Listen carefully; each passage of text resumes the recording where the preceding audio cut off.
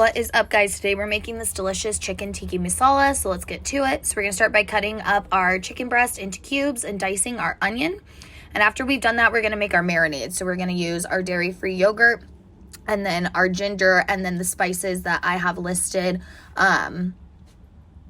all in there. And then we're just going to mix it up until it's fully combined.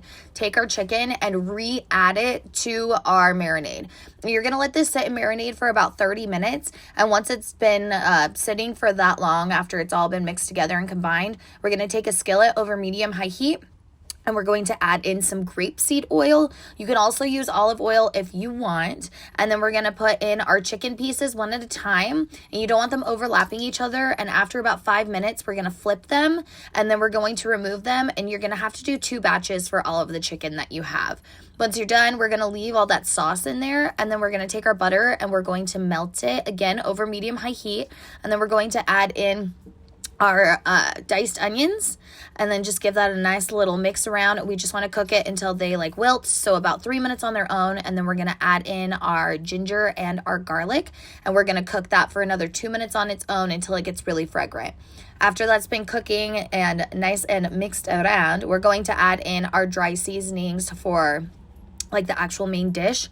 And you're just going to kind of like brown this. So you're just going to like mix them and then do it for probably about 2 minutes. It's going to coat the onions and get kind of like toasty. And then we're going to add our tomato sauce in. We're going to add in our paprika. So leave the paprika until now. I should have mentioned that, but I'm telling you now. And then we're just going to keep cooking that on medium-high heat for about 7 minutes until it forms a paste. And then we're going to add in our milk and then our pepper and our coconut cream and mix that around and let that sit and simmer for about 10 minutes on its own. So it sets up, but it's all like nice and mixed together. Add our chicken back in, and then we're going to cook it for another 5 minutes on its own or like inside the dish. And then that's it. Serve it over a bed of rice and enjoy. All right. Bon appetit, y'all.